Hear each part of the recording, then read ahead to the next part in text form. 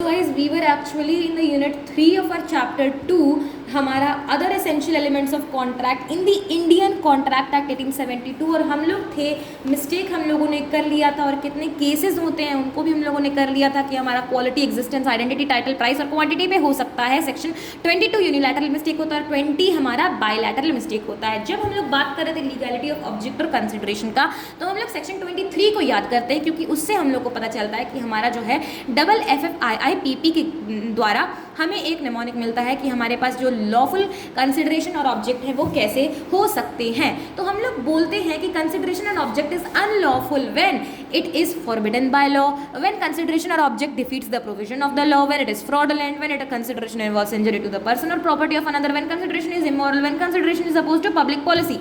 अब हम लोग जब बात कर रहे थे एग्जाम्पल भी ले लेते हैं। Consideration or object forbidden in law के, चाइल्ड मैरिज या डाउरी फॉरबिडन है, ठीक है, डिफीट करता है प्रोविजन ऑफ लॉ, जैसे कि article 21 of constitution of India जो है वो freedom to marry the person of one's choice and nobody can take the privilege away, ठीक है। तो ये डिफीट कर रहा है ना, डिफीट प्रोविजन ऑफ लॉ, ये प्रोविजन को डिफीट कर रहा है। अगर कोई अपनी मर्जी से करेगा तो ओके। फ्रॉडुलेंट होता है contract to share gains by selling fake painting of Picasso, यानी कि पिकासो की जो फेक पेंटिंग है उसको हम लोग सेल करके जो गेन मिलेगा वो आपस में बांट लेंगे, तो ये तो फ्रॉडुलेंट हो गया। अगर इन्वॉल्व करता है injury to the another person, ठीक है, जैसे कि हम लोग बात करते हैं मैनुअल लेबर वगैरह के बारे में, तो ये इंजरी इन्वॉल्व कर रहा है ना। अब हम लोग बात करते हैं ऐसे कंसिडरेशन जो कि इमोरल है, आप डिवोर्स कर लो और उसको छोड़ दो और आप ऐसे से शादी कर लो कि for 5 crore rupees. So this is क्या, इमोरल। आपका जो है सिद्धांत ये नैतिकता नहीं बताता है। अपोज टू पब्लिक पॉलिसी, ये जो है रिस्ट्रिक्टेड बाय लॉ है for the good of the society, यानी कि सोसाइटी के भले के लिए। अब इसमें ना हमारे पास बेसिकली इतने सारे केसेस आते हैं। एक होता है, यहाँ पर आप लोग देख सकते हैं, मोनोपोली, ठीक है। मोनोपोली में हम लोग अग्रीमेंट करते हैं, tending to create monopolies are oppose to public policy and therefore are void. Unlawful होता है फुल्ली या पार्शियली, ठीक है। अनलॉफुल यानी कि कंसिडरेशन अनलॉफुल इन पार्ट्स, ठीक है, तो पार्ट्स में कंसिडरेशन अनलॉफुल, फुल्ली तो फुल्ली। जस्टिस क्या होता है, interference with the course of justice. Enemy, alien enemy, ठीक है, एलियन एनिमी हमारा पर्सन हो सकता है तो कंट्री हो सकता है, ट्रेडिंग विद एनिमी, ठीक है। सी हमारा है शैम्पटी एंड मेंटेनेंस। शैम्पटी एंड मेंटेनेंस हमारा बताता है कि आप फंड ले रहे हो, एक्सचेंज ले रहे हो, बेनिफिट ले रहे हो, ओके। मेंटेनेंस होता है हमारा मलिशियस इंटरेस्ट के साथ, जो कि आप मेंटेन कर रहे हो, ठीक है, मेंटेनेंस दे रहे हो, आप पैसा खर्चा आप दे रहे हो कि आप उस पर केस करो और मैं आपको मेंटेनेंस प्रोवाइड करूंगा, ठीक है। लेकिन वैलिड कब हो सकता है, जब वैलिड आपका हो सकता है, ये वैलिड हो सकता है, लेकिन किस केसेस में होगा वो हम लोग आगे पढ़ेंगे। अब हमारा होता है पब्लिक ऑफिसेज से रिलेटेड, तो trafficking relating to public offices and titles. आप पैसा दे करके जो है आप पब्लिक टाइटल लेना चाहते हो, कोई जॉब में आप आना चाहते हो, है ना, मेरिट सिस्टम पे आप नहीं आना चाहते हो, मेरिट सिस्टम नहीं, ओके। ऑब्लिगेशन, ऑब्लिगेशन हमारा लीगल होता है, क्या है, ये होता है interest against obligations according such agreement is opposed to public policy। S होता है स्टिफलिंग प्रोसिक्यूशन, जो हमारा होता है बेसिकली स्टिफलिंग प्रोसिक्यूशन में नॉन कंपाउंडेबल अग्रीमेंट्स या वॉइड होते हैं।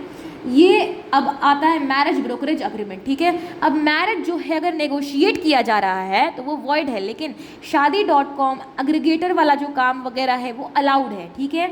अब हम लोग बात कर लेते हैं स्टिफलिंग प्रोसिक्यूशन के बारे में, और उसके बाद हम लोग इसको 1 बाय 1 समझेंगे। स्टिफलिंग प्रोसिक्यूशन आपका कंपाउंडेबल ऑफेंस होता है। कंपाउंडेबल ऑफेंस और नॉन कंपाउंडेबल ऑफेंस, बर्दाश्त करने लायक, नहीं बर्दाश्त करने लायक, कॉम्प्रोमाइज अलाउ रहता है कंपाउंडेबल ऑफेंस में, नॉन कंपाउंडेबल ऑफेंस में बर्दाश्त नहीं कर सकते, non compoundable no compromise is allowed, ठीक है। ये क्राइम होता है, जैसे कि आपने मर्डर कर दिया है ना, यहाँ पर आपने क्या कहा, कंपाउंडेबल में मान लो आपका जो है वो गाड़ी आपसे ठुक गई, कंपाउंडेबल ऑफेंस है, ये जो है वह वैलिड है स्टिफलिंग प्रोसिक्यूशन में, ये वॉइड है। तो नॉर्मली वैलिड कब होता है, नॉर्मली ये वैलिड होता है stifling prosecution, but when maintenance और champerty, unjust to the other party, unreasonable, malicious motive के साथ, gambling in litigation, no bona fide object, good, इसको कहते हैं गुड, ठीक है, गुड हम लोग बोलते हैं, बोनाफाइड यानी कि गुड, है ना, बोनाफाइड होल्डर यानी कि good, make good the loss, इस तरह से हम लोग बोलते हैं ना, वॉइड होता है ये सब, ठीक है। फ्लो आपको बता दिया जाता है कि आपको अगर पूछा जाए कि ये क्या, आप स्टिफलिंग प्रोसिक्यूशन के बारे में बोला जाएगा तो आप पहले इन सभी पॉइंट्स के बारे में बताइएगा। आप बोलिएगा क्या, पहले लीगल कंसिडरेशन एंड ऑब्जेक्ट के केस में तो ये सब अनलॉफुल होते हैं पब्लिक ऑफिसेज जो है when consideration is oppose to public policies, ये तो बोलना ही है, बट आपको 9 पॉइंट्स जो हैं वो एक एक करके समझाने हैं, ठीक है, जो है अपोज टू पॉलिसीज की बात बताना है आपको, और वो अनलॉफुल ऑब्जेक्ट इसलिए वो वॉइड है, ठीक है, इसको कंसिडरेशन के बारे में, ओके। उसके बाद हमारा आता है not expressly declared to be void, लेकिन उससे पहले हम लोग बात करते हैं बुक में, यहाँ पे देखा जाए तो legality of object and consideration है, जहाँ पे which consideration and objects are unlawful and those which are not, section 23 under section 23 of Indian Contract Act, in each of the following cases the consideration or an object of an agreement is said to be unlawful when consideration or object is forbidden by law, act forbidden by law or those which are punishable under any statute as well as those prohibited by regulations or orders made in exercise of the authority conferred by the legislature. जैसे कि a father had arranged for marriage of a 17-year-old boy, oh my god, this is not the valid age for a boy to marry, and took dowry from girl's parents, the लो dowry भी ले लिया, ये भी allowed नहीं है। Such marriage contract can not take place in India as age limit है boy का 21 years, dowry is not permissible in Indian law, such is not a valid contract and consideration or object, जो कि दोनों forbidden by law है। तो this is the best example which you can use in your answers, ठीक है।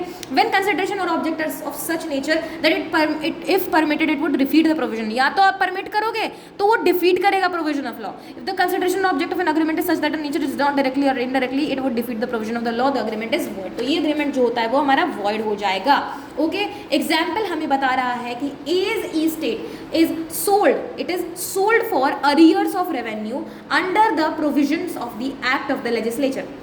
ए का जो घर बार है, इस्टेट है, उसका दौलत वगैरह है, वो है उसके arrears of revenue under the provision of an act of legislature by which the defaulter is prohibited from purchasing the estate B upon an understanding with A becomes the purchaser and agrees to convey the estate to A upon receiving from him the price which B has paid, the agreement is void. क्यों? As a tender renders the transaction in effect purchase by a defaulter. आप defaulter से क्या सामान खरीद रहे हो, defaulter है वो, ठीक है, and would so defeat the object of law. तो ये ऑब्जेक्ट ही ना डिफीट कर रहा है, आप एक डिफॉल्टर से क्या ले रहे हो आप, ओके। जब वो फ्रॉडलेंट होता है, agreements which are entered into promote fraud, आप फ्रॉड कर रहे हो ना, तो वो वॉइड है। आपने coercion, undue influence, fraud, misrepresentation, mistake, I hope कि आपने पढ़ लिया अच्छे तरीके से। एबीसी जो है अग्रीमेंट में आते हैं, division among the gains required acquired from a fraud is void होता है, जैसे कि गेन्स आप ले रहे हो, फ्रॉड इज अनलॉफुल, ठीक है। The general term injury means criminal और wrongful harm in the following examples the object or consideration is unlawful as it involves injury to the person or property of another। जैसे कि एक agreement है, print कर रहे हो book in violation of another's, copyright, आप copyright का उल्लंघन कर रहे हो, किसी का copyright void, okay. The object is cause to injury to property, आप प्रॉपर्टी उसका ना, ये प्रॉपर्टी, कॉपीराइट क्या होता है, प्रॉपर्टी होता है ना, तो ये वॉइड है क्योंकि इसका object of agreement is forbidden by law relating to copyright. A promises to repay his debt by doing manual labour daily for a special period and agrees to pay interest at an exorbitant rate in case of default. Exorbitant rate यानी कि एकदम हद से ज्यादा, जैसे कि आपने 1 रुपए का लोन लिया तो आप 1 लाख रुपए दोगे, इस तरह का एग्जाम्पल दिया, एग्जैजरेटिंग फैक्टर है। Here's a promise to repay by manual labour is the consideration for the law and this consideration is illegal, क्योंकि मैनुअल लेबर वाला जो सिस्टम अब नहीं है, what in substance amounts to slavery, ये slavery हो गया ना on the part of A। अगले शब्दों में as the consideration involves injury to the person A, the consideration is legal, illegal, okay। Here the object 2 is illegal, it seeks to impose slavery which is opposed to public policy और agreement हमारा void होता है। When consideration is immoral, consideration ही हमारा immoral, the following are the examples of agreements where the object or consideration is unlawful being immoral। तो हमारा जो है where B had advanced money to D, a married woman, to enable her to obtain a divorce from her husband and D had agreed to marry him as soon as she could obtain the divorce. It was held that P was not entitled to recover the amount since the agreement had for its object and the divorce of D from her husband and promise of marriage given under these circumstances was against good morals। यानी कि इसका मतलब हो गया कि P जो है वो उसने पैसा दिया D को, एक शादीशुदा औरत को, कि वो अपने पति से तलाक ले ले ताकि जो D है वो P से जल्दी शादी कर सके। तो this was not entitle to recover the amount, ये एडवोकेट होने के वजह बाद भी इसको पैसा नहीं मिलेगा क्योंकि इसको ऑब्जेक्ट ऑफ डिवोर्स जो था वो बहुत ही ज़्यादा इमोरल था। A asks B, if you arrange a girl for marriage with me, I will give you 50,000. Here's contract is void, it's immoral। आपने एक अपने दोस्त को बोला कि अरे एक लड़की चाहिए शादी के लिए तो मैं आपको 50,000 दूंगा, तो वो void है क्योंकि ये इमटेरियल है। हाउएवर आपने मैरिज ब्रोकरेज का आपने सुना होगा, यहाँ पर जो हमने देखा था यहाँ पर लिखा हुआ है शादी.com वगैरह एग्रीगेटर, ये वाला जो चीज़ है वो अलाउड रहता है। ओके, उसके बाद है जब consideration oppose to public policy, इसमें केसेस आएंगे, इसमें केसेस कितने आएंगे, यहाँ पर देखो केसेस आएंगे, इसमें 9 केसेस आएंगे, ठीक है। When consideration is oppose to public policy, the expression public policy can be interpreted either in a wide or an narrow sense. The freedom to contract may become illusionary unless the scope of public policy is restricted. In the matter of public policy freedom of contract is restricted, freedom of contract is restricted by law only for the good of the commodity. यानी कि public policy जो है उसको समझो या तो छोटे या तो बड़े सेंस में कि फ्रीडम टू कॉन्ट्रैक्ट में बिकम इल्यूजनरी हो सकता है unless the scope of public policy is restricted. जब तक आपका पब्लिक पॉलिसी जो है वो रिस्ट्रिक्ट होता है स्कोप उसका।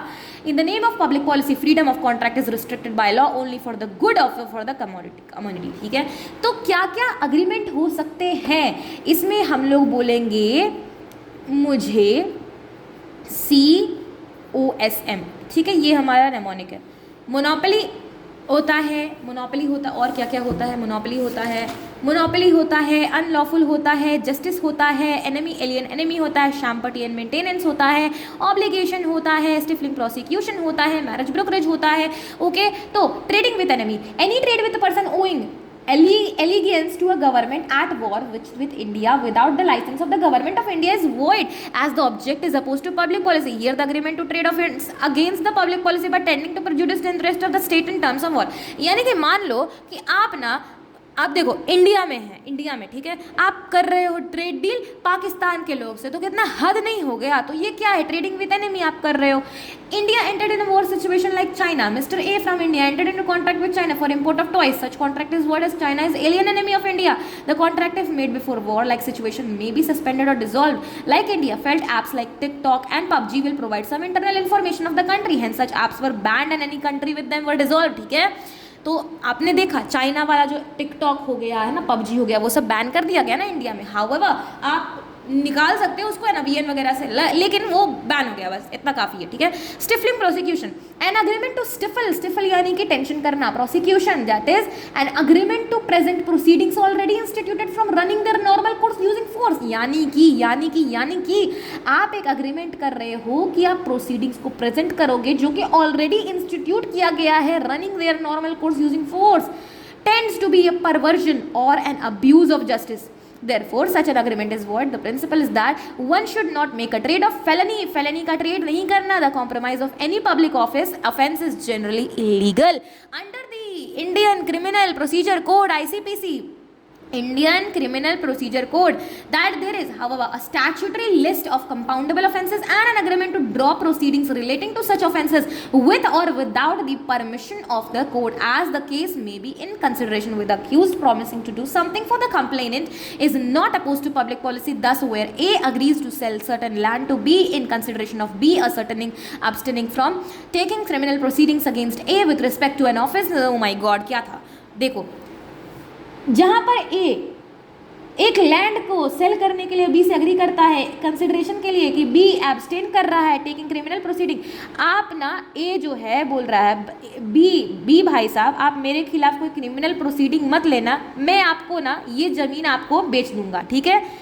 इसके बदले आप मेरे खिलाफ कोई क्रिमिनल प्रोसीजर मत खड़ा करना, मैं आपको इसके बदले ज़मीन दूंगा with respect to an offence जो कि कंपाउंडेबल है। The agreement is not oppose to public policy but it is however offence जो है वो अनकंपाउंडेबल है, ठीक है। तो स्टिफलिंग प्रोसिक्यूशन हमारा 2 तरीके का होता है, कंपाउंडेबल ऑफेंस और non compoundable offence. Compoundable offence यानी कि कॉम्प्रोमाइज अलाउड रहता है जो कि वैलिड रहता है। नॉन कंपाउंडेबल ऑफेंस यानी कि नो कॉम्प्रोमाइज अलाउड, उसमें क्या होता है, क्राइम होता है, वॉइड होता है, उसमें मर्डर वगैरह आ गया है ना।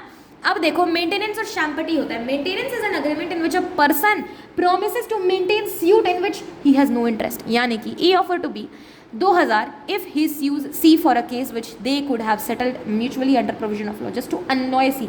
आप सिर्फ C को परेशान करने के लिए बोल रहे हो B से कि B भाई देखो C पे ना केस ठोको, मैं आपको 2000 दूंगा, जो अग्रीमेंट का हुआ उसको मेंटेनेंस अग्रीमेंट कहते हैं. Champerty is an agreement in which a person agrees to assist another in litigation in exchange of person to hand over a portion of the proceedings of the action. यानी कि ए ने कहा B से कि B भाई साहब आप ना सी पर ना केस ठोको, ठीक है, और आप जब केस ठोकोगे ना तो मैं आपकी थोड़ी हेल्प करूँगा, लेकिन आप क्या करना ना, आपको जो केस का जो पैसा मिलेगा ना, आपको मिलेगा ही पैसा मिलेगा ना, उसका मुझे आप एक काम करना, मुझे आधा आधा दे देना, ठीक है. अगर आप एक काम करना, आप पूरा दे देना, आप 10,000 रख लेना. इस तरह का जो काम होता है वो क्या होता है, वॉइड होता है. क्योंकि वो क्या कर रहा है, अपोज कर रहा है. किसको, अरे पब्लिक ऑफिस को, पब्लिक पॉलिसी को, ठीक है. एग्जाम्पल भी दिया हुआ है. एग्जाम्पल किसका, शैम्पटी मेंटेनेंस का. A agrees to pay expenses to B if he sues C and B agrees to pay half of the amount received from result of such suit. This is an agreement of शैम्पटी. The agreement for supplying funds by way of maintenance of शैम्पटी is valid unless it is unreasonable. ये valid है कब तक valid है maintenance और शैम्पटी कब तक valid है, जब तक एक unreasonable so as to be unjust to other party, दूसरे पार्टी के लिए अनजस्ट अनरीजनेबल ना हो. It is made by a malicious motive. अगर आपने मलिशियस मोटिव के साथ, गंदे इरादों के साथ किया है ताकि आप गैम्बलिंग कर सको, लिटिगेशन और oppressing other party by encouraging unrighteous suits and not with the bona fide object of assisting a claim believe to be just, ठीक है. Trafficking relating to public offices and titles. आपने पब्लिक ऑफिसेज एंड टाइटल्स में जो है जगह बनाने के लिए जो है क्या किया, टेबल के नीचे से घूस दिया. An agreement to trafficking in public office is opposed to public policy as it interferes with the appointment of a person best qualified for the service of the public. एक बेस्ट क्वालिफाइड पर्सन को आप service से निकाल करके उसकी जगह लेना चाहते हो, क्योंकि public policy requires that there should be no money consideration for the appointment of an office which the public is interested. यानी कि पूरे पब्लिक की जो सेवा करते हैं उसके जगह पर आप पैसा दे करके कैसे बैठ सकते हो. एग्जाम्पल दिए हुए हैं जो कि वॉइड होते हैं since they are tantamount to sale of public offices. An agreement to pay money to a public servant in order to induce him to retire from his office so that another person may secure the appointment void. यानी कि एक आदमी है, public servant है, उनको आपने 1.5 लाख रुपया दिया, बोला कि भाई साहब आप निकल जाओ ताकि आप रिटायर कर जाओ तो आपके जगह पे जो है दूसरे लोग आके बैठ सके, ऐसा चीज़. An agreement to procure a public recognition like Padma Vibhushan for reward. Oh my God, Padma award जो है वो भारत रत्न के नीचे के सबसे ज़्यादा हाईली प्रेस्टिजियस, हाईली जो है बहुत रिकॉग्नाइज्ड होते हैं ये अवार्ड्स. और आप क्या बोल रहे हो, आप पब्लिक रिकॉग्निशन, आप एक अग्रीमेंट कर रहे हो कि आपको पद्म विभूषण मिल जाए. वॉइड है, नहीं हो सकता. Harish paid 15,000 to the officer to give his son the job in the Forest Department of India. On failure by officer, he couldn't recover the amount as such contract amounts to trafficking in public office, which is opposed to public policy. आपने जो 15,000 इस officer को दिया, इस दरिंदे को दिया, आपने क्यों दिया? ये ऑफिसर ने पॉकेट में रख लिया, आपको नहीं पता था, आपने नहीं पढ़ा था trafficking relating to public offices and titles. यही तो प्रॉब्लम है, क्योंकि सोचा गया, समझा गया, इंडियन लॉ के बारे में आपको पता है. मिस्टेक ऑफ इंडियन लॉ क्या होता है, वैलिड होता है. ये मैंने अलग से आपको टॉपिक बता दिया जस्ट इन केस. तो ये जो है ना वॉइड है, आपने पब्लिक पॉलिसी के खिलाफ कुछ किया तो वो वॉइड है, ठीक है. उसके बाद आता है agreements tending to create monopolies. Agreements having for their object to establishment of monopolies are opposed to public policy and therefore void होते हैं. XYZ and ABC were only the manufacturers of oxygen cylinders in the West Bengal. XYZ और ABC जो हैं वो सिर्फ और सिर्फ manufacturer oxygen cylinder या वेस्ट बंगाल के. They both entered into contract of supplying the same at very high rates. आप अपने प्रॉफिट के लिए इतने ज़्यादा मैक्सिमम रेट्स पर आप एंजॉय कर रहे हो monopoly rates during the Covid period. आप वो भी कोरोना के पीरियड पे, मतलब आप क्या कर रहे हो, आप मुसीबत में लोगों का मजा ले रहे हो, है ना. In the country such contract is opposed to public policy as they intended to create monopolies. आप मोनोपोलीज इसलिए क्रिएट कर रहे हो ना कि लोगों को परेशानी हो, लोगों को ऑक्सीजन सिलेंडर खरीदने आए अभी कोविड के टाइम पे तो वो आपसे खरीदेंगे क्योंकि आप उनको ज़रूरत है तो आप उनको वेरी हाई रेट्स पे चार्ज करो. That is what void. Marriage brokerage agreement. An agreement to negotiate marriage for reward which is known as a marriage brokerage contract is void as it is opposed to public policy. For instance, an agreement to pay money to a person in hire to procure a wife is opposed to public policy and therefore void. I hope it's clear. Note, marriage bureau only provides information and doesn't negotiate marriage for reward, therefore it is not covered under this point. इसका एक exception क्या, इसका marriage bureau एक अलग चीज़ ही बता दिया है ना. जैसे for example I will write over here जैसे shaadi.com, ये सब जो है वो सिर्फ negotiator, they only negotiate, okay. So these are the things. उसके बाद interference with the course of justice. आप जस्टिस के साथ आप इंटरफेयर कर रहे हो तो वो भी क्या है, वो वॉइड है. An agreement whose object is to induce any judicial officer of the state to act partially or corruptly is void as it is opposed to the public policy. So also is an agreement by A to reward B who is an intended witness in the suit against A in consideration of B's abstaining himself from the trial. मतलब कि ए और B के बीच में agreement हुआ, ठीक है, कि जो है आप ए के खिलाफ who is an intended witness, ठीक है, बी जो है एक विटनेस है, ठीक है, ए के अगेंस्ट में सबूत मिल सकता है किससे, बी के विटनेस से, तो बी को रोका जा रहा है ट्रायल में जाने से। ये क्या हुआ, इंटरफेयर कर रहे हो ना आप कोर्स ऑफ जस्टिस से, उसको सज़ा मिलने के लिए उसको ट्रायल में जाना है, ए के खिलाफ सबूत मिल चुका है तो आप पैसा दे रहे हो, भड़का रहे हो, तो ये क्या है, अपोज टू पब्लिक पॉलिसी, ठीक है, अपोज टू पब्लिक पॉलिसी, ठीक है। तो for the same reason an agreement which contemplates the use of user hand means to influence legislation void होता है। Interest against obligation, the following are examples of agreement that are void, ये सब वॉइड होते हैं as they tend to create an interest against obligation. आप interest निकाल रहे हो, ऑब्लिगेशन में वॉइड होगा, object of such agreement is oppose to public policy. An agreement bye an agent to receive without his principal's consent compensation from another for the performance of his agency is invalid. यानी कि आप जो है obligation के खिलाफ interest ले रहे हो, आपका ऑब्लिगेशन नहीं है, एजेंट का ऑब्लिगेशन नहीं होता है कि आप जो है पैसा ले लो, कॉम्पेंसेशन ले लो बिना प्रिंसिपल के कंसेंट का, लेकिन ले रहे हो तो वो अपोज टू पब्लिक पॉलिसी है। A who is the manager of the firm agrees to pass a contract to X if X pays to A 2 lakh privately the agreement is void. यानी कि एक्स बोल रहा है, ए बोल रहा है कि एक्स भाई आपने जो कॉन्ट्रैक्ट मुझे दिया ना, मैं ऐसे तो नहीं लूँगा, लेकिन अगर आप 2 लाख मुझे टेबल के नीचे से दोगे ना तो मैं आपको आपका अग्रीमेंट ले लूँगा। हालांकि ऐसा होता है ऐसा, लेकिन बुक में ऐसा लिखा हुआ और ऐसा कॉन्ट्रैक्ट एक्ट बताता है कि ये वॉइड है, ठीक है, तो वॉइड ही लिखेंगे हम लोग, ये नहीं लिख देंगे कि हालांकि ऐसा होता है। Okay, consideration unlawful and part, आपका जो कंसिडरेशन है वो कुछ पार्ट्स में अनलॉफुल है, तो जो लॉफुल पार्ट है उसको कर देना चाहिए, है ना।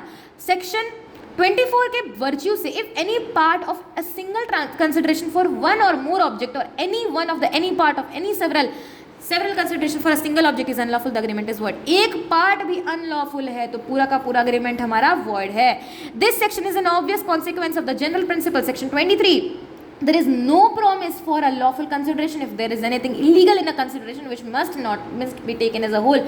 The general rule is that where the legal part of a contract can be severed from the illegal part, the bad part may be rejected and the good one can be retained, but where the illegal part cannot be severed. अब देखो ये ना unlawful part जो है 2 तरीके से होता है, can be सेवर्ड यानी कि अलग किया जा सकता है, और कांट बी सेवर्ड यानी कि कांट बी सेपरेटेड। अगर सेपरेट किया जा सकता है तो जो लॉफुल है, लॉफुल वाला उसको परफॉर्म करो, जो अनलॉफुल है उसको कैंसिल करो, ये तो पूरा कैंसिल हो जाएगा, ठीक है। तो आई होप दैट कि ये 9 के 9 पॉइंट्स आई होप कि क्लियर है। अब हमारे पास आता है एक्सप्रेसली डिक्लेयर्ड वॉइड अग्रीमेंट, जो कि है हमारा यहाँ पर सेक्शन 11 है, मेड बाय इनकॉम्पिटेंट पार्टीज, ठीक है। एक्सप्रेसली डिक्लेयर्ड वॉइड अग्रीमेंट होते हैं, एक्सप्रेसली डिक्लेयर्ड वॉइड अग्रीमेंट होते हैं, ठीक है। तो मेड बाय इनकॉम्पिटेंट पार्टीज, ठीक है, यहाँ पे INCCW हम लोग बोलेंगे इनकॉम्पिटेंट पार्टीज से। सेक्शन 11 इनकॉम्पिटेंट पार्टीज यानी कि MSD मेजर है ना, sound mind, not disqualified from contracting by any law to which he is subject, ये सब होते हैं MSD, ठीक है। Agreement made under bilateral mistake of fact, bilateral mistake तो सेक्शन 20 होगा, बायलैटरल मिस्टेक ऑफ फैक्ट बोल रहे हैं, बायलैटरल मिस्टेक ऑफ फैक्ट, ठीक है, ये एक्सप्रेसली डिक्लेयर्ड वॉइड अग्रीमेंट है। Agreement the consideration or object which is unlawful है ना, अगर अनलॉफुल है तो वो पूरा पूरा पूरा पूरा पूरा डिसाइड कर दो। अगर अनलॉफुल इन पार्ट्स है सेक्शन 24, यहाँ पर देखो ये वाला देखो है ना, अगर सेपरेट किया जा सकता है तो बढ़िया बात है, लॉफुल वाला कर दो, नहीं लॉफुल है तो मत करो, अगर नहीं सेपरेट है तो बस मत करो, ये सब हो चुका है। Agreement in restraint of marriage, section 26. Agreement in restraint of trade, 27. Agreement in restraint of legal proceedings, 28. और agreement the meaning of which is uncertain, 29. और अच्छा एक और agreement made without consideration, 25. ये हमारा जो है BFAM CAT वाला है ना, बेनिफिशियरी, बेसिकली वो नहीं, AC वो है APC वाला, कुछ इस तरह का नेमोनिक ट्रिक था, I am forgetting, और यहाँ NCP ACBC ये वाला है ना, नेचुरल लव एंड अफेक्शन है ना, compensation for past voluntary services है ना, प्रॉमिस टू पे टाइम बार डेट, ओके, एजेंसी, ठीक है, फिर कंप्लीटेड गिफ्ट है, बेलमेंट है, फिर चैरिटी है, ये सब चीज़ें जो है। जनरल रूल क्या होता है कि without consideration N agreement is void, लेकिन यहाँ पे क्या बोल रहा है, agreements made without consideration section 25, ठीक है, उसका भी एक्सेप्शन क्या है, BFAM CAT अग्रीमेंट। देखो यहाँ पर अगर हम लोग देखेंगे थोड़ा सा आगे करके हम लोग इसको देखेंगे तो हमारे पास आ जाएगा, यहाँ पर ये आ गया हमारे पास। तो देखो स्यूट बाय थर्ड पार्टी है उसका एक्सेप्शन है बी फैम का, ठीक है, स्यूट बाय थर्ड पार्टी। लेकिन हम लोग जब लोग बात करते हैं कि अग्रीमेंट जो है without consideration, section 25 general rule क्या कहता है कि वॉइड है, लेकिन उसका एक्सेप्शन है एनसीपी, एसी, बीसी। ओके, अब हमारे पास आ रहा है ये वेजरिंग अग्रीमेंट है section 30, agreement do impossible acts है 656, ठीक है। अब हम लोग एक एक करके इसको पढ़ेंगे और हम लोग फिर बुक पढ़ेंगे, ठीक है। तो ये सब जो चीज़ें हैं मैंने बता दिया। जनरल रूल क्या कहता है 27 का, agreement in restraint of trade क्या कहता है। पहली बात, agreement in restraint of marriage वगैरह, आप किसी को मैरिज से रोक नहीं सकते हो अगर उसका एज वगैरह है ना, मतलब एज ऑफ मैच्योरिटी वगैरह है तो वो। General rule of section 27 agreement restraint of trade है कि एनी अग्रीमेंट इन रिस्ट्रेंट यानी कि ट्रेड हो गया, ऑक्यूपेशन हो गया, बिजनेस हो गया, प्रोफेशन हो गया, विल बी वॉइड। आप किसी को बिजनेस, ट्रेड, प्रोफेशन करने से रोक नहीं सकते हो क्योंकि वो वॉइड हो जाएगा ना। It means if you enter into an agreement where you stop any person from exercising a lawful trade, business, profession, then it is void. However इसका फ्यू एक्सेप्शन है जो कि 3 है, जो हम लोग बोलते हैं GOR गॉर। सेल ऑफ गुडविल, अगर आप गुडविल बेच रहे हो तो एक्सेप्शन है। Agreement with an outgoing partner, ठीक है, section 36 of Indian partnership act 1932 को कंसिडरेशन में लिए करके देखना है ना। रिस्ट्रेंट ऑफ ट्रेड वैलिड कब होगा, ठीक है, देखो ये सब के केस में वैलिड हो जाएगा। अब हम लोग इसको पढ़ेंगे यहाँ पर से। तो agreement in restraint of marriage section 26, every agreement in restraint of marriage of any person other than a minor is void. Other than a minor, ठीक है, माइनर को रोक रहे हो तो इट इज क्या valid. If so, if a person being a major agrees for a good consideration not to marry, the promise is not binding and considered as void agreement. Agreement in restraint of trade section 27, an agreement by which any person is restrained from exercising a lawful profession, trade or business of any kind is to that extent void. But this rule is subject to the following exceptions, namely where a person sells the goodwill of a business and agrees with the buyer to refrain from carrying on a similar business within specified local limits so long as the buyer or his successor in interest carries on a business like business therein. Such an agreement is valid. Goodwill is the advantage enjoyed by the business on account of public patronage and encouragement from habitual customers. Okay. इसका मतलब मैंने पढ़ाया तो आप लोगों को समझ में नहीं आया होगा, या तो समझ में आया होगा तो अच्छी बात है। मैं एक बार फिर से इसको समझाना चाहती हूँ। अब गुडविल बेच रहे हो, आप गुडविल को बेच रहे हो, ओके, आप जो है वो गुडविल को बेच रहे हो। सपोज डोमिनोज जो है वो पिज्ज़ा हट को अपना नाम बेचेगा, ठीक है, तो डोमिनोज ना अपना गुडविल बनाया हुआ है, उसको गुडविल बेच रहा है, उसको अपना बिजनेस बेच रहा है, तो उसको वो बोलेगा कि देखो हम ये तो तुमको बेच रहे हैं, ठीक है, लेकिन लेकिन लेकिन क्या करना है कि आपको हम थोड़ा कम पैसा देंगे, आप इस पर्टिकुलर चीज़ को नहीं कर सकते हो, पिज्ज़ा हट को बोला। तो इसमें बताता है गुडविल जो है वो अमाउंट होता है enjoyed by the business which has been earned through reputation and loyal customers. Agreement restraining any similar business will be valid restriction अगर वो reasonable terms और condition देता है, local limits में देता है, similar business करने से रोकता है, as long as buyer या successor, तब आप continue कर सकते हो business, ठीक है। तो I hope that it's clear कि बायर जो है सक्सेसर है इंटरेस्ट का, कैरीज लाइक बिजनेस वगैरह, ठीक है। The local limits within which the seller of the goodwill agrees not to carry on similar business must be reasonable होना चाहिए। Under section 36 of Indian partnership act 1932, if an outgoing partner makes an agreement with the continuing partner that he will not carry on any business similar to that of the firm within a specified period और within a specified local limit, such an agreement thought in restraint of trade will be valid if the restriction imposed are reasonable. Similarly, under section 11 of the of the act, an agreement between parties not to carry on competing business during the continuance of partnership is valid, but an agreement of service by which an employee binds himself during the term of his agreement not to compete with his employer is not in restraint of trade, ठीक है। Employer bind करता है himself during the term of his agreement not to compete with his employer is not restraint of trade. यानी कि अगर section 36 of Indian partnership act में आप लोग जाओगे तो आप लोग देखोगे कि उसमें ना आउटगोइंग पार्टनर को ये बोलता है कि आप कंपीटिंग बिजनेस मेरे से नहीं कर सकते हो 1 महीने तक, रीजनेबल लिमिट लगा दिया है। आप जो है इंड्यूस नहीं कर सकते हो मेरे कस्टमर्स को, इसमें कोई टाइम लिमिट नहीं है, ठीक है। आप ये नहीं बोल सकते हो कि आप मेरा बिजनेस का नाम, आप ए लिमिटेड में पहले काम करते थे, अब आप बी लिमिटेड में जा रहे हो, आप बोलोगे अरे मैं तो ए लिमिटेड का ही एम्प्लॉय हूँ, मैं आपको सामान देता हूँ, तो ये गलत है, ठीक है। रिस्ट्रेंट ऑफ ट्रेड वैलिड कब होगा? सेक्शन 11 ऑफ IPA है हमारा, अगर बिटवीन एग्जिस्टिंग पार्टनर्स अगर एक्टिव है तो वो वैलिड है। आप एक्टिव हो, एम्प्लॉयर वहाँ के एम्प्लॉय, आप एक्टिव हो, आप ए लिमिटेड में ही काम कर रहे हो, आप ए वाले पार्टनरशिप में काम कर रहे हो तो वो वैलिड कैसे होगा? आप वहाँ काम कर रहे हो, आप वहाँ के पार्टनर हो, आप वहाँ के या तो एम्प्लॉय हो, और आप क्या कर रहे हो? आपको रोका जा रहा है कि आप सेम बिजनेस ना करो। क्या गलती है इसमें? तो ये वैलिड है। लेकिन अगर आप पुराने फॉर्मर आउटगोइंग पार्टनर हो तो वो वैलिड है, ठीक है, वो वैलिड है, एक्टिव केस में वैलिड है। Section 11 of IPA states that existing partners can enter into an agreement which says not to have competing business as the firm under service agreement when an employee enters into an ROT agreement, okay, restraint of trade agreement with his employee not to have competing business, okay, employee is valid, employment is valid, ठीक है। तो example है, B a physician and surgeon employs A as an assistant for a term of 3 years and A agrees not to practise as a surgeon.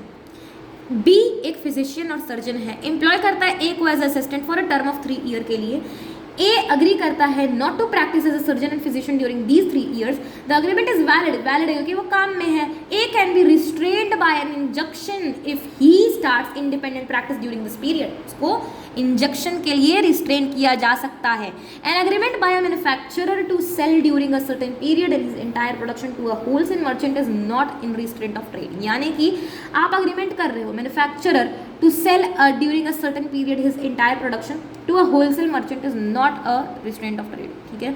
Agreement among the sellers of a particular commodity not to sell the commodity for less than a fixed price to maintain the quality of the product is not an agreement on restraint trade.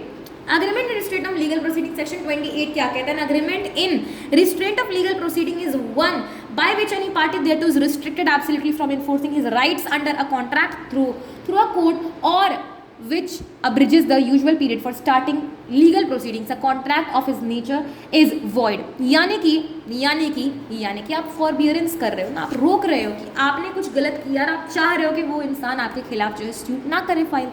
Agreement in restraint of legal proceedings क्या होता है, इसको समझने के लिए देखो कि general rule है कि कॉन्ट्रैक्ट्स रिस्ट्रिक्टिंग लीगल राइट्स जो हैं वो वॉइड होते हैं, ठीक है। इनवैलिड कॉन्ट्रैक्ट्स क्या होते हैं? Any act that completely prevents a party from enforcing their rights through the court और shortens the usual time to start legal action is void. यानी कि आप बोल रहे हो अरे तुम कोर्ट जाओ ही मत, वॉइड है ना। अगर आप बोल रहे हो कि patient for some time for consideration, आप थोड़ी देर के लिए रुक जाओ तो वैलिड है, फॉरबियरेंस, ठीक है। इसका एक्सेप्शन होता है, लेकिन यहाँ पर हम लोग पहले पढ़ेंगे कि a contract by which the parties agree that any dispute between them in respect of any subject shall be referred to arbitration and that only the amount awarded in such arbitration shall be recovered is a valid contract। यानी कि arbitration agreement होता है और एक future arbitration clause होता है।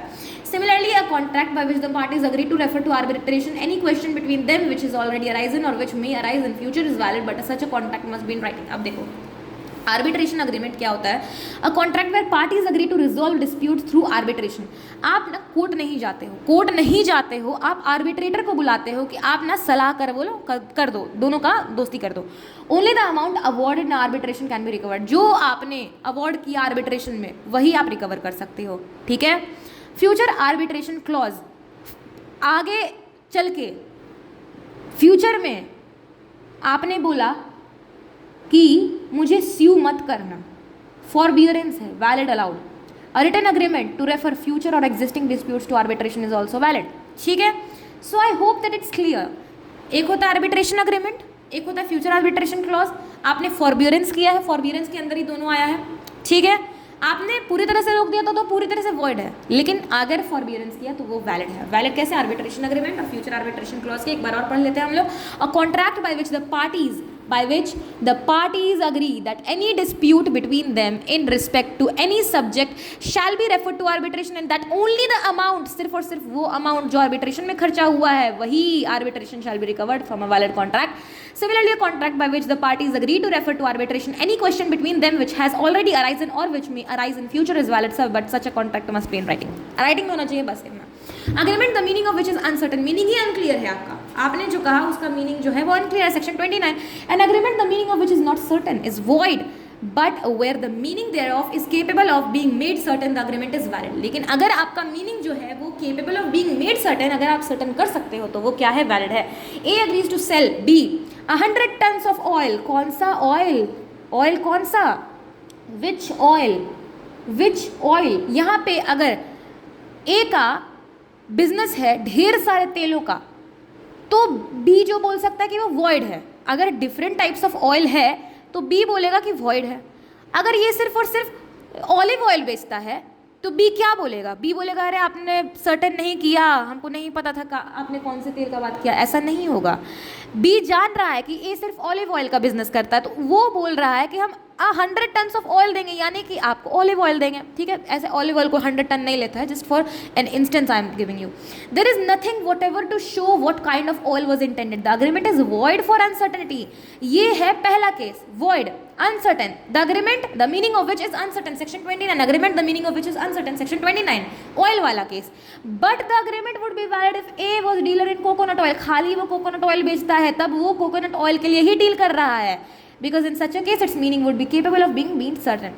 आप certain कर सकते हो तो valid है, certain नहीं कर सकते हो तो वो void है. Simple सा केस है. Agreement, the meaning of which is uncertain. Section 29. Wagering agreement होता है Section 30. Wagering agreement क्या होता है?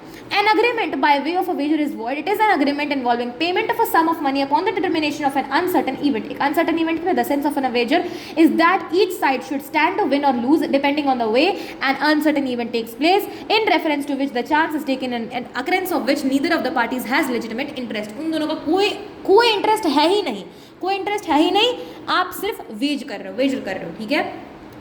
ए अग्री करता है बी से, मैं आपको 50,000 दूंगा अगर आज बारिश होगी। B promises to pay like amount to A if it does not rain. अगर बारिश नहीं होगी तो मैं आपको भाई साहब मैं आपको 50,000 दूंगा। अग्रीमेंट क्या है?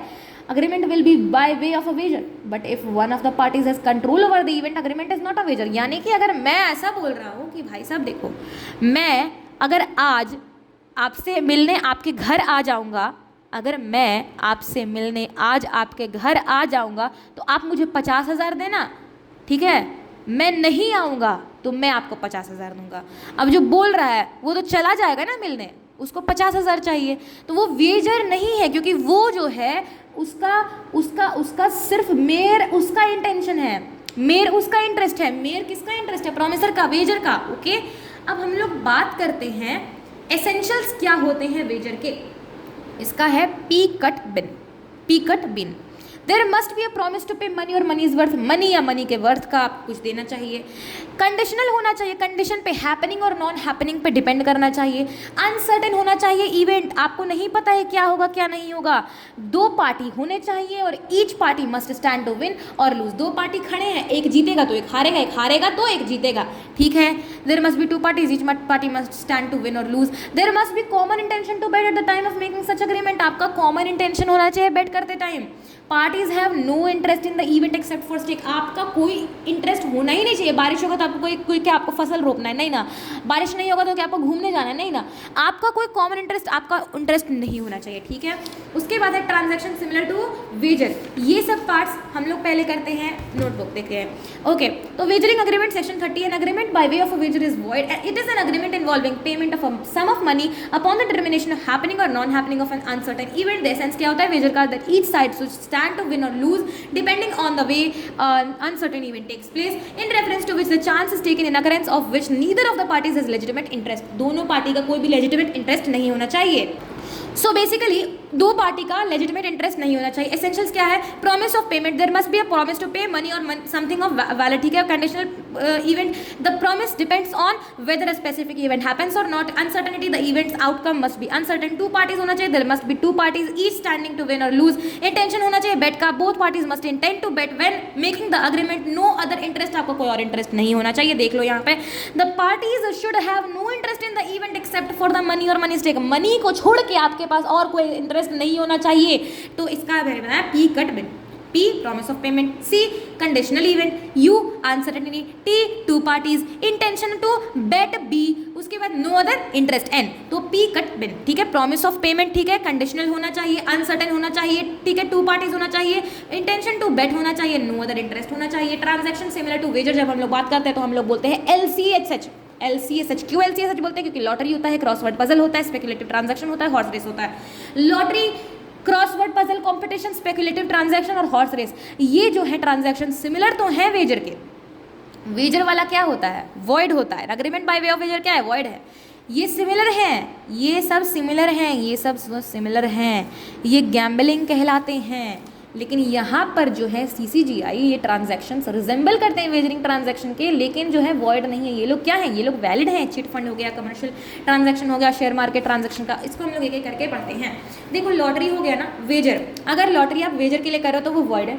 गवर्नमेंट लाइसेंस के लिए कर रहे हो तो वो वॉइड है। गवर्नमेंट लाइसेंस के लिए नहीं तो वॉइड और इलीगल है, ठीक है। वॉइड तो है ही, इलीगल भी है आप, क्योंकि इलीगल काम कर रहे हो ना, गवर्नमेंट का लाइसेंस के लिए आप लॉटरी कर रहे हो। क्रॉसवर्ड पजल कंपटीशन, ये स्किल इंटेलिजेंस का है, चांस और लक का रहेगा। क्रॉसवर्ड पजल कंपटीशन अगर चांस और लक का रहेगा तो वो वेजर रहेगा, जो कि वॉइड रहेगा। अगर ये स्किल और इंटेलिजेंस का रहेगा तो वैलिड तो रहेगा, लेकिन तब तक वैलिड रहेगा जब प्राइस 1000 रुपए से कम का रहेगा। प्राइस कंपटीशन एक्ट 1955 के अनुसार क्रॉसवर्ड पजल कंपटीशन, ठीक है। स्पेकुलेटिव ट्रांजैक्शन में अगर आप गेस कर रहे हो स्टॉक मार्केट को एक्चुअल ट्रांजैक्शन परचेज सेल के लिए तो वैलिड है, ठीक है, डिलीवरी शेयर कर दोगे। एक्चुअल ट्रांजैक्शन नहीं, डिलीवरी नहीं, आप सिर्फ गैम्बलिंग कर रहे हो, प्रॉफिट बुक आप सेटल कर रहे हो, ठीक है, तो वो वॉइड है। हॉर्स रेस प्राइस वैल्यू 500 से ज़्यादा तो वो वेजर नहीं है, 500 से कम तो वेजर है। यहाँ पर अग्रीमेंट सिमिलर टू वेजर तो है, लेकिन वो वॉइड नहीं है, वो लोग वैलिड है। तो CSSI LCSH है, सिमिलर टू वेजर लेकिन not void. CSSI chit fund section 30, stock market speculation, skill based games और कंपटीशन जब 1000 रुपए से ज़्यादा या लेस, नॉट वेजेस, ठीक है। Contract of insurance, contingent contract, ठीक है, समझ में आ गया। देखो लॉटरी ट्रांजैक्शन, उसका डिस्क्रिप्शन और उसका नेचर और लीगलिटी पढ़ते हैं। Lottery transaction similar to wager gambling, a game of chance where participants gamble by purchasing tickets with a chance to win a prize. Consideration of a wager, considered a wager. Even if sanctioned by the government, it is a wagering agreement. Lotteries are illegal under section 294A of the Indian Penal Code. 294A under Indian Penal Code जो है lottery हमारा क्या है, illegal है। If sanctioned by the court of law, if sanctioned by the government, it is void. अगर sanction किया जा रहा है गवर्नमेंट से, वॉइड है, can not fight in that court of law. If not sanction by government तो void और illegal है। सैंक्शन किया गया गवर्नमेंट से, सिर्फ वॉइड है, आप कोर्ट में जाकर के फाइट नहीं कर सकते हो। लेकिन अगर सैंक्शन नहीं किया हुआ गवर्नमेंट से लॉटरी ट्रांजैक्शन का तो वॉइड तो है ही, लेकिन इलीगल भी है, ठीक है। Crossword puzzles and competition prizes are awarded based on the match between a participant solution and a pre-prepared solution. Considered lottery as wagering transaction as it relies on chance rather than skill. Chance पर depend करता है skill के बजाय। Based on luck और chance, अगर luck और chance पे है तो wager है, अगर skill पे है, ठीक है, इंटेलिजेंस पे है, नॉलेज पे है तो वेजर नहीं है। वो प्राइस अप टू 1000, सिर्फ 1000 के नीचे तक का ही है। स्पेकुलेटिव ट्रांजैक्शन हो गया agreements to settle differences between the contract price and market price of goods, shares with the actual delivery of the goods and shares. Gambling in nature, these speculative transactions are void because they are based on price difference rather than real trade. Price difference पे ना है, real trade पे नहीं है। If wants to settle the difference only means wants to play, ठीक है। If wants to settle the difference only, अगर सिर्फ और सिर्फ डिफरेंस ओनली वो सेटल करना चाहता है, यानी कि वो खेलना चाहता है with the prices and make profit बनाना चाहता है, no actual delivery then wager if taken actual delivery. अगर वो एक्चुअल डिलीवरी नहीं होगा तो वेजर है, अगर एक्चुअल डिलीवरी होगा तो वो वेजर नहीं है। Horse race transaction, betting on horse races with a prize awarded to the winner based on the race outcomes, considered a wager if the price is less than 500. अगर 500 से कम का price है तो वो वेजर है। Example 48 दिया हुआ, A and B enter into an agreement in which A promises to pay 2 lakh provided Chetak, एक घोड़ा का नाम है जो कि विन करता है horse race competition. This is not a wagering agreement, ठीक है, ये वेजरिंग अग्रीमेंट नहीं है। क्यों वेजरिंग अग्रीमेंट नहीं है? क्योंकि ये जो अमाउंट है 2 लाख वो 500 से ज़्यादा है, 500 से कम का रहेगा तो ही ना वो वेजर रहेगा। If price is less than 500 wager है, if price is more than 500 या फिर 500 तो it is not a wager, okay. उसके बाद transaction resembling with wagering transaction लेकिन वॉइड नहीं है। Chit fund, commercial transaction of stock market transaction, ठीक है, games of skill athletic and competition, contract of insurance, बस इतना ही है। तो chit fund, a group of individuals contribute a fixed sum for a specified period and the collected amount are rewarded to the lucky winner of the draw at the end of the each year. ये void नहीं है, wagering agreement नहीं है। Why it is not a wager? Chit funds are not wager because they involve mutual contribution for savings, do not depend solely on chance. ये सिर्फ chance पर नहीं, ये पूरे के पूरे किस पे? सेविंग्स पर है। Commercial transaction of share market transaction, transactions involving the purchase और सेल ऑफ गुड्स और shares where delivery is intended, intend किया हुआ है. These are not wagers as they involve real transaction and actual transaction of goods, transfer of goods. Shares हो गया rather than gambling, आप share ना बेच रहे हो. Games of skill and athletic competitions. Competitions like crossword puzzles or athletic events where prizes are rewarded based on skill, intelligence और ability. Case में अगर है तो वो wager नहीं है because rather these involve skill rather than chance and are valid under the Prize Competition Act 1955 के अंदर ये valid होते हैं as long as the prize money is less than equal to 1000, यानी कि प्राइस जो है less than equal to 1000 होना चाहिए. इससे ज़्यादा हो जाएगा तो वो wager कहलाएगा. Contract of insurance. Insurance contract provide financial protection against contingencies जैसे कि life, health, property and involves the payment of premium in exchange for compensation upon a certain event. Insurance contracts are consider contingent, contingent यानी कि dependent. Fire लगेगा तो fire insurance मिलेगा, है ना. Life जाएगा तो लाइफ इंश्योरेंस मिलेगा, है ना. मरीन इंश्योरेंस, इस तरह के आपको इंश्योरेंस मिलते हैं. Contracts not wagers as they protect against risk, ये आपको रिस्क के अगेंस्ट प्रोटेक्ट करते हैं rather than depend on luck, ये लक पे नहीं, ये रिस्क पे डिपेंड करते हैं. Okay, and we have a difference between contract of insurance और वेजरिंग अग्रीमेंट, जो कि हमारा मीनिंग है कंसिडरेशन, इंश्योरेबल इंटरेस्ट है, कॉन्ट्रैक्ट ऑफ इंडेमनिटी है, इन्फोर्सेबिलिटी है, प्रीमियम है, पब्लिक वेलफेयर है. इंश्योरेंस के कॉन्ट्रैक्ट के केस में क्या होता है, इंश्योरेंस के कॉन्ट्रैक्ट में होता है it is a contract to indemnify the loss, indemnify करते हो लॉस के लिए. हाउएवर आप लाइफ इंश्योरेंस के केस में इंडेमनीफाई नहीं करते हो, कि इंडेमनीफाई का मतलब होता है आप उसको करंट पोजीशन पे लाते हो. तो आप लाइफ इंश्योरेंस देते हो, क्या मरे हुए इंसान को जिंदा कर देते हो? नहीं. Wagering agreement it's a promise to pay money और money is worth on happening और non happening of an uncertain event. ठीक है. Consideration contract of insurance, the crux of insurance contract is the mutual consideration होता है, premium होता है, compensation amount होता है. लेकिन वेजरिंग अग्रीमेंट में no consideration between the two parties, there is just gambling, आप सिर्फ गैम्बल करते हो. इंश्योरेबल इंटरेस्ट, इंश्योर्ड पार्टी के पास इंश्योरेबल इंटरेस्ट होता है in the life property sought to be insured. ठीक है. उसके बाद wagering agreement, there is no property in case of wagering agreement because it is a betting on the others life और property. ठीक है. आप दूसरे की लाइफ और प्रॉपर्टी पे आप बेट कर रहे हो. Contract of indemnity, except life of insurance the contract of insurance indemnifies the insured person against loss. इसका तो इंश्योर्ड पर्सन होता ही नहीं, तो loser has to pay the fixed amount on the happening of the uncertain event. Life insurance के case में जैसा कि मैंने बताया इंडेमनिटी का केस नहीं होता है, क्योंकि आप उसको वापस उस पोजीशन पे नहीं ला सकते हो. इनफोर्सेबिलिटी होता है वैलिड और इनफोर्सेबल. कौन सा? कॉन्ट्रैक्ट ऑफ इंश्योरेंस वैलिड और इनफोर्सेबल होता है. Wagering agreement however is not valid, is valid और इनफोर्सेबल अनइनफोर्सेबल. नॉट वैलिड है, वॉइड है, अनइनफोर्सेबल अग्रीमेंट है. कौन सा? Wagering agreement. प्रीमियम क्या होता है? कॉन्ट्रैक्ट ऑफ इंश्योरेंस का calculation of premium is based on scientific and actual calculation of risk. Actual calculation scientific करते हो, है ना.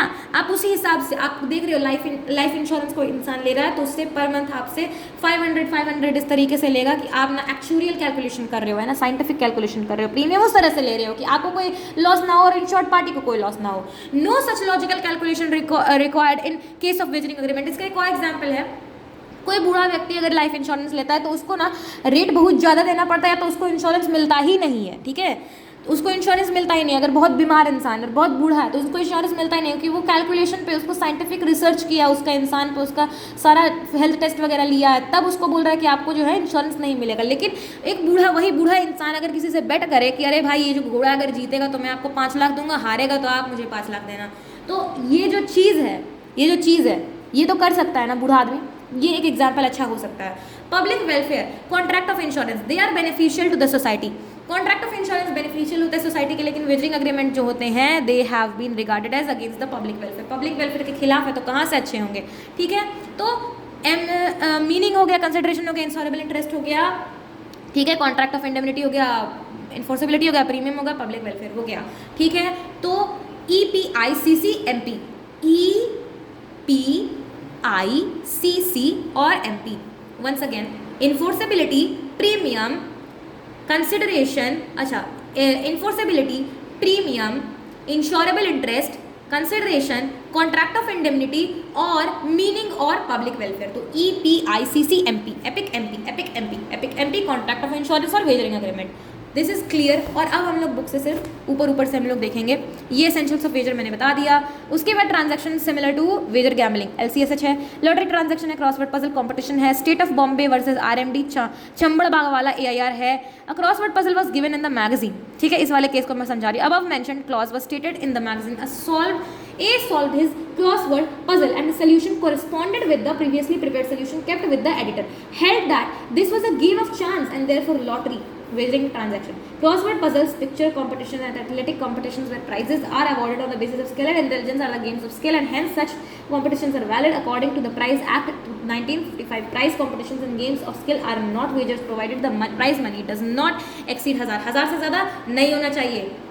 स्पेकुलेटिव ट्रांजैक्शन जो है ये हॉर्स रेस ट्रांजैक्शन होते हैं, 500 से लेस होने चाहिए तब वो वेजर, अगर 500 से ज़्यादा है 2 लाख हो गए तो वो वेजर नहीं है। Section 30 is not applicable in an agreement to contribute toward prize of sum of money of the value 500 और above the awarded the winner of the horse race, not applicable, ठीक है। Transaction resembling the wagering transaction but are not void, CCGI, ठीक है। ये क्या था, LCSH, ये CCGI। Chit fund does not come within the scope of wager, section 30। In case of a chit fund a certain number of person decide to contribute a fixed sum of specified period and at the end of the month the amount so contributed is paid to the lucky winner or lucky draw, क्योंकि ये luck पे है ना, ये सब का सहमति के साथ हुआ है, इसमें कोई छेड़छाड़ नहीं होता है। कमर्शियल ट्रांजैक्शन और share market transaction and these transaction in which delivery of goods और shares is intended to be given और taken do not amount to wagers. Games of skills and athletic competition, crossword puzzles, pictures competition and athletic competition where prizes are awarded on the basis of skill, intelligence and games of skills, and hence such competition are valid according to the Prize Competition Act 1955. Prize competition and games are not wagers provided the money prize does not आपका 1000 रुपए से कम का होना चाहिए। अगर skill पे भी based है, एथलेटिक कॉम्पिटिशन पे भी बेस्ड है तो आपका 1000 से कम का होना चाहिए, तभी जो है आपका जो है वेजर जो है वो नहीं कहलाएगा, वॉइड नहीं कहलाएगा। कॉन्ट्रैक्ट ऑफ इंश्योरेंस क्या होता है? Contract of insurance is a type of contingent contract and valid under law and these contracts are different from wagering contract. मैंने बताया ये है हमारा डिफरेंस का चार्ट, जो कि meaning, consideration, insurable interest, contract of indemnity, enforceability, premium और public welfare को बताता है। इसी के साथ चैप्टर कंप्लीट, यूनिट कंप्लीट होता है, चैप्टर नहीं, चैप्टर बहुत बड़ा है। Okay, ordinarily a minor's agreement is void ab initio, consent is not said to be free when it's caused by ठीक है। Okay, when the consent of a party is obtained by fraud, the contract is voidable. The threat to commit suicide amounts to coercion. Moral pressure is involved in the case of undue influence. Moral pressure ना होता है, moral pressure होता है ना, जैसे कि doctor और उसका पेशेंट है ना, some spiritual guru. A wrong representation when made without an intention to deceive, without an intention है मतलब misrepresentation है, with an intention है तो fraud है, with an intention है, with an intention है तो वो fraud है, विदाउट इंटेंशन है तो मिसरिप्रेजेंटेशन है। ट्रू कौन सा है? A threat to commit suicide does not amount to coercion, बिल्कुल नहीं। सेक्शन 19A में बताया गया है कि threat to commit suicide is coercion. Undue influence involves use of physical pressure, नहीं, फिजिकल प्रेशर नहीं, मोरल प्रेशर लगाता है ना, आपका जो है parties relation subsistent such a way that one person is in a position to dominate the will of the other party, ठीक है।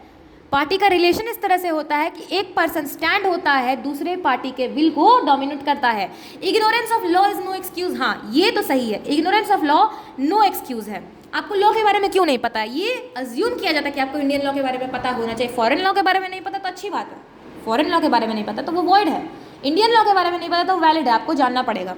Silence always amounts to fraud, बिल्कुल नहीं, साइलेंस हमेशा फ्रॉड नहीं कहता है। दो केस में, जब दो केस, कौन सा केस है हमारा? जो दो केस है जब silence is equal to fraud हम लोग बोलते हैं दो केसेस में, और वो दो केस हैं हमारे, साइलेंस इक्वल फ्रॉड होता है जब ड्यूटी टू स्पीक है, जब आपका एक तो है ड्यूटी टू स्पीक, आपका ड्यूटी है स्पीक, आपका बोलने का मतलब ड्यूटी है, आपका काम है, ड्यूटी है, और साइलेंस जो है वो इक्वल करता है स्पीच के। इसको हम लोग कैसे बोल सकते हैं? यानी कि आपने कहा कि आपने ना कॉन्ट्रैक्ट किया एक आदमी से, ठीक है, आप उससे बार बार पूछ रहे हो घोड़ा साउंड माइंड का है, अरे बोलो कुछ बोलो, नहीं बोल रहे हो आप, अच्छा चलो अब मैं आपको बोलती हूँ, अगर ये घोड़ा साउंड माइंड का है, अब मैं आपसे दोबारा पूछूंगी, अगर आपने कुछ नहीं बोला तो मैं ये समझूंगी घोड़ा आपका साउंड माइंड का है। आपका साइलेंस जो है वो इक्वल होता है स्पीच के, आपने चुप रहा, आपका मतलब था कि घोड़ा आपका साउंड माइंड का है ना। Silence always amounts to fraud, इसके दो हो सकते हैं इसके सबसेक्शंस। तो ट्रू कौन सा था? Ignorance of law is not no excuse in case of illegal agreement to collateral agreement are also void. आपने इलीगल एग्रीमेंट किया है ना, आपने इलीगल एग्रीमेंट किया, आपने एग्रीमेंट किया कि ए ने कहा बी से कि स्मगल्ड ड्रग्स का आपने जो है इससे कॉन्टैक्ट किया, आपने बोला कि ए ने बी से बोला कि C will arrange the truck for you, आपने ना बोला सबसे पहले, तो ये तो इलीगल हो ही गया, तो ये भी ना वॉइड हो गया। आपने ट्रक क्यों मंगवाया? स्मगल ड्रग्स को सप्लाई करने के लिए, तो ये वॉइड होता है। समझ में आ गया? ठीक है। एन अग्रीमेंट द ऑब्जेक्ट और consideration of which is unlawful is void. Section 23, देखो section 23, okay. An agreement is void if it is oppose to public policy which of the following is not covered under heads. क्या था? मुझे सी public awesome, trading with enemy था, trafficking with public offences था, marriage brokerage contract था, contract to do impossible act नहीं था क्योंकि ये सेक्शन 56 के अंदर था। ए ने पे किया 5,000 to government servant to get him a contract for the canteen. The government servant could not get the contract, can he recover 5,000 paid to him in the government servant? No, the agreement falls under section 23 and hence illegal. ठीक है। With regard to the contractual capacity of a person of unsound mind, which one of the following statement is most appropriate? A person who is usually of unsound mind can contract when he is at the time of entering the contract of sound mind. ठीक है। An agreement made under the mistake of fact of both parties, the forming the essential subject matter of the agreement is void. Mistake of fact हुआ है, ठीक है, by both parties से void हुआ है। A is in dire need of 1 lakh but was unable to get any loan from banks. He had no security of offer. Approach his friend B who, knowing the helplessness position of A, lent money to B at a very high rate of interest. ठीक है, saying that he had himself borrowed money from the C. Contract is valid as a friend could not be supposed to have wielded undue influence only because the money lent carried higher interest of rate. ठीक है, तो ये valid है क्योंकि एक friend जो है वो उस अनड्यू इन्फ्लुएंस से वील्ड नहीं हो सकता है क्योंकि वो मनी जो है हायर रेट ऑफ इंटरेस्ट पे मिला है। विच of the following is not exception of the rule of the agreement and restraint of trade? A partner avoid her. A partner can be prevented for carrying a similar business. Okay. An outgoing partner can be restrained on carrying similar business, and on dissolution of firm, partner may agree not to carry on similar business. ये सब हो सकता है, लेकिन the seller of goodwill of business can be prevented for carrying on any kind of business at any place. यानी कि the seller of goodwill of the business, जो sell कर रहा है goodwill of the business, उसको रोका जा सकता है same business के लिए नहीं। ये एक्सेप्शन नहीं है। 3 एक्सेप्शन है, गुडविल वाला, आउटगोइंग पार्टनर वाला, डिस्ट्रेंट ऑफ ट्रेड वाला वैलिड 2 केसेस में है। ठीक है। An agreement to pay money और money is worth on happening और non happening of specified certain event is wagering agreement. A wagering agreement in India is declared a contract act is void but not illegal. Void है लेकिन illegal नहीं है. An agreement the object of which is procure public post is void. Okay. While obtaining the consent of the promise, keeping silence by the promise when he has a duty to speak है. Material fact के बारे में fraud है, वो fraud है, intention के साथ वो कर रहा है, ऐसा लग रहा है। ए एंटर करता agreement with B who has robbed A for 10,000 to drop prosecution against him in consideration of B's returning 8,000 afterwards B refuse to pay. क्या ए ले सकता है कुछ बी से? बिल्कुल नहीं, इलीगल है, नहीं ले सकता है कुछ भी। On attaining the age of majority minor's agreement वो रेटिफाई हो ही नहीं सकता। माइनर का अग्रीमेंट एक बार माइनर वो हमेशा प्लीड करता रहेगा माइनॉरिटी। ठीक है। BRBP NGSI APJ SST ये था हमारा निमोनिक। ठीक है। उसके बाद है a threat to kidnap one son in consideration of 5 lakh is void because absence of free consent. आपने फ्री कंसेंट आपने उस बच्चे का किया फ्री कंसेंट, आप किडनैप ना कर रहे हो, नहीं हो। In which the following cases aggrieved party can sue for damages. Fraud के लिए स्यू कर सकते हैं, मिस्टेक के लिए नहीं स्यू कर सकते हैं ना, अनड्यू इन्फ्लुएंस के लिए नहीं कर सकते हो, मिसरिप्रेजेंटेशन के लिए नहीं स्यू कर सकते हो, डैमेजेस भले ले सकते हो लेकिन स्यू नहीं कर सकते हो। Mere attempt to deceive a party to contract is not fraud unless the party is actually deceived. आपने सिर्फ और सिर्फ अटेम्प्ट किया डिसीव करने का, ये एक्चुअली डिसीव नहीं हुआ तो बस नहीं। N agreement the meaning of which is not certain is what discuss करना है। Though a minor is not competent to contract, nothing in the contract act prevents him from making the other party bound to the minor discuss. A student was induced by his teacher to sell his brand new car to the later. Okay, explain the concept of misrepresentation. Mr. Samant owned a car. इस तरह से आपको 6 questions दिए हुए हैं and these are the answers. Agreement the meaning of which is uncertain, section 29 को पूरा यहाँ पे लिख देना है, उसमें आपको एग्जाम्पल दे देना है। एग्जाम्पल जो बुक में दिया हुआ है मीनिंग अनसर्टेन है, यहाँ पे ऑयल वाला एग्जाम्पल दे देना, ऑयल वाला एग्जाम्पल प्लीज, ऑयल वाला एग्जाम्पल दे देना। ऑयल वाला 2 तरीके से आप दे सकते हो, है ना। देखो, an agreement the meaning of which is not certain is void but where the meaning therefore is capable of being made certain the agreement is valid. ठीक है। minor can be a beneficiary or take benefit out of a contract. Though a minor is not competent to contract, nothing in the contract that prevents him from making the other party bound to the minor. Thus a promissory note duly executed in favor of a minor is not void and can be sued upon him because he though incompetent to contract may yet accept a benefit, accept तो कर सकता है ना benefit, promissory note है वो ले तो सकता है ना, उसको कोई प्रॉमिस कर रहा है पेमेंट करने के लिए तो ले सकता है. A man cannot become partner in a partnership firm, however he may with the consent of all the partner be admitted to the benefits of the partnership. Section 30 कहता है इंडियन पार्टनरशिप एक्ट 1932 का. A mortgage करता है was executed. A mortgage was executed in favor of a minor. Held, he can get a degree for the enforcement of the mortgage. Third question है, a student was induced by the teacher. Okay. Yes, A can sue his teacher on the ground of undue influence उस पे लगा under the provision of the Indian Contract Act 1872. Undue influence कौन सा section? कफ mm कौन सा था? C15. U क्या है? 16 है, 16 section. According to section 16 of the Indian Contract Act 1872, a contract is said to be induced by undue influence where the parties' relations subsist in such a way that one party is in a position to dominate the will of the other party. ये RDUB और RFMU, इसमें RDUB कहना है और ये वाले में dominating वाले में RFMU. ठीक है, I hope that it's written over here. A person is deemed to be in position to dominate the will. कैसे? When he holds a real and apparent position, real and apparent authority है, okay, fiduciary relationship है to the other. When he makes a contract with the person with mental capacity, okay, uncertain, ठीक है, mental capacity, illness or mental development. Contract bought as a result of coercion, undue influence, fraud or misrepresentation would be voidable at the option of the person whose consent was caused. Misrepresentation section कौन सा section? Section 18. Okay. When a person positively asserts that the fact is true, यानी true तो है but खुद को सही लगता है, information does not warrant it to be so, though he believes it to be true. When there is any breach of duty by a person which brings an advantage to the person committing it by misleading another to prejudice. Duty, breach of duty तो है, क्या 3 तो case था इसमें 3 case था, fraud के case में नहीं, मिसरिप्रेजेंटेशन. ये फॉल्स तो है बट खुद को लगा कि सही है. When a person positively asserts that a fact is true when his information does not warrant it to be believe it true. ठीक है. दूसरा है breach of duty हुआ है बट बिना किसी मकसद से. When there is a breach of duty of person which brings an advantage to the person committing it by misleading another person to his prejudice. ठीक है.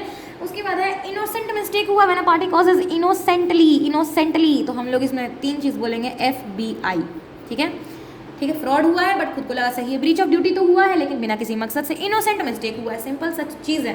The aggrieved party in case of misrepresentation by the other party can avoid resign the contract. Section 19 Indian Contract Act 1872. The aggrieved party loses the right to resign the contract if he, after becoming aware of the misrepresentation, takes any benefit from the contract or in some way affirms it.